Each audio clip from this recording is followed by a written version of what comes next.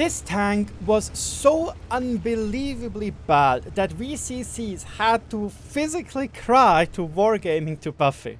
But the good thing is, Wargaming actually did buff this tank. And with that, I welcome you to my review of the Object 590, which is now the crowning jewel of the lunar event boxes. Now, why was this tank so atrociously garbage? The gun handling. The gun handling and the gun in general has been oof, it hurt to use, because as soon as you were above 200 meters you wouldn't hit anything because you needed to aim in for almost 5 seconds standing still. It is mind-bogglingly bad. The gun handling during movement was mind-bogglingly bad.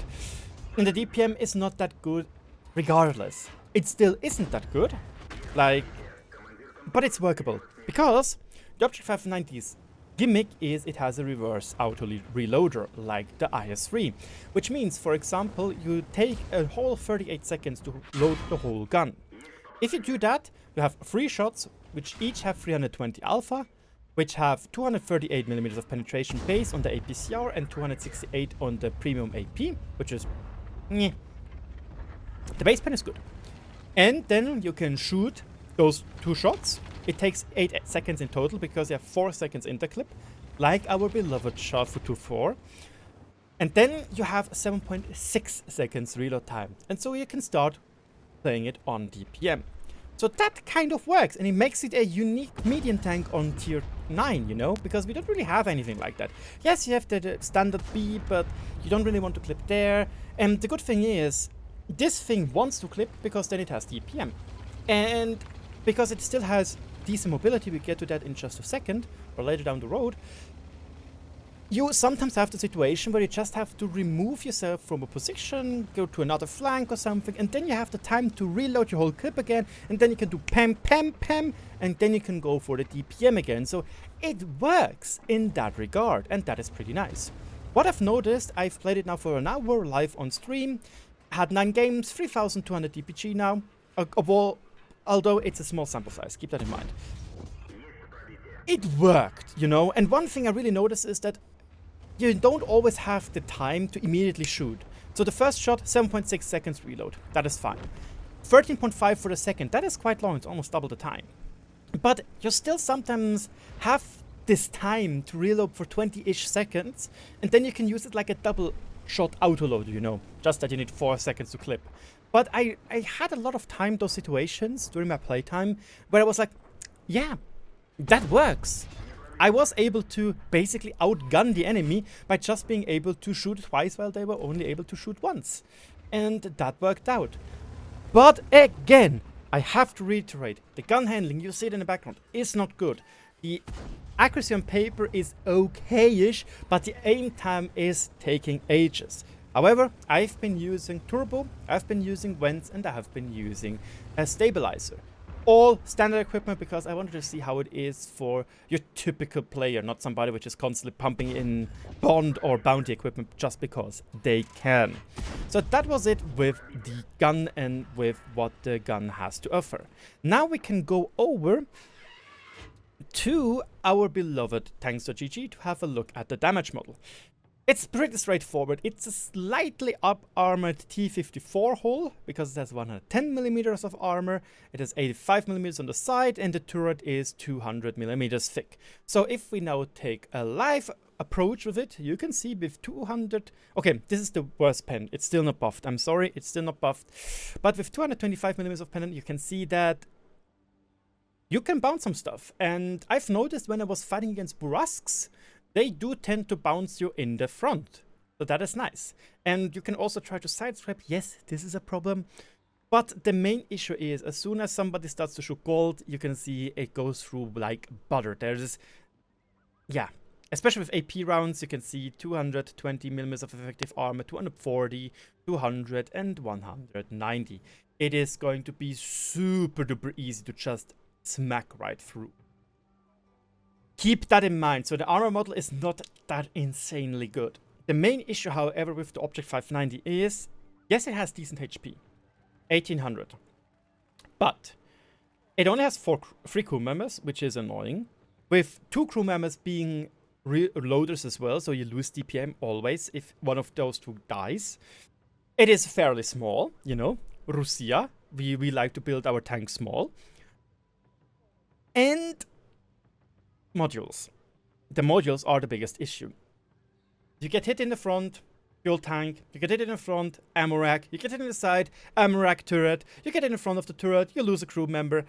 It loses a lot of crew and modules. So it is kind of necessary almost to run it with a big repair kit. This obviously removes the amount of money you can do, because this is a premium. This is not a reward vehicle. It makes more cash than normal. So yeah, it's nice in that regard. But also keep that in mind that your survivability is not the best, especially when you want to try to just purely look on the armor. Mobility is good. Again, I use a turbocharger, so you can see it in the background. It is feeling fairly mobile. We have 19 HP per ton ratio, we have 57 kph top speed and 23 in reverse with the turbo. However, I would say the mobility is just good enough that you might want to think about taking something to try and boost the gun even a little bit more, you know. Because, again, the gun handling is that bad. I'm sorry that I constantly say it again, but it has to be reiterated. It is bad. Camo-wise, yes, on the webpage it was false advertisement there. That was wrong. It is not that good from the camo-wise. But it is not too bad either, you know. It is manageable. With a full camo crew, I get 35% camo rating on stationary and 27 while moving. That is okay, but obviously as soon as you shoot, the camo value drops down quite a bit. And the fuel range, it is not as bad as you might think from other Russian tanks. It has 380 base, but it's also not good enough that you just can run vents, rations, and fuel range perks to get the max fuel range. So if you want to invest into fuel range, you generally do need to put optics in. And if you put optics in, once again, you are going to quite considerably screw over something else in the tank. You know, most likely the gun even more. So, now the biggest issue the tank has is, or the other biggest issue, which isn't the gun, is the crew layout. 3 crew members. You have a commander, which is also a radio operator and a loader. You have a gunner, which is a gunner and a loader. And you have a driver, which doesn't do anything, except for driving. The problem is, this is the layout which you have in a T100 LT. There is not a single medium which has this layout. Meaning that as a crew trainer, it is kind of useless. And the other problem is, I mentioned it before, your precious ammo rack tends to be very explosive. What does that mean? Kind of want to use safe storage. Can you have it? Only with a dedicated crew. And that is a little bit, you know, that is a big issue. You also can't have intuition, but then again, intuition with auto reloaders don't really work, so it is what it is. And even then, you would need to have it on both crew members, which is annoying.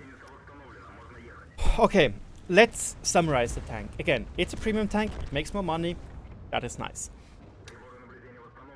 However, the gun handling is better than before they buffed it. It is considerably better. And I would even say now the tank is playable. Is the tank great?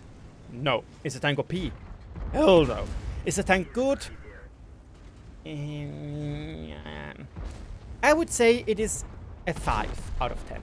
With being an additional point for being unique and having a unique playstyle thanks to the reverse auto reloader. Again, during my play session of 9 games in an hour, it worked out. I had decent stats with it, like 3.2k DPG. Jesus, I think it has more DPG than half of the Type 71. And we don't talk about the Type 71 because the thing is garbage. Regardless, should you buy boxes just to get this tank? No. No.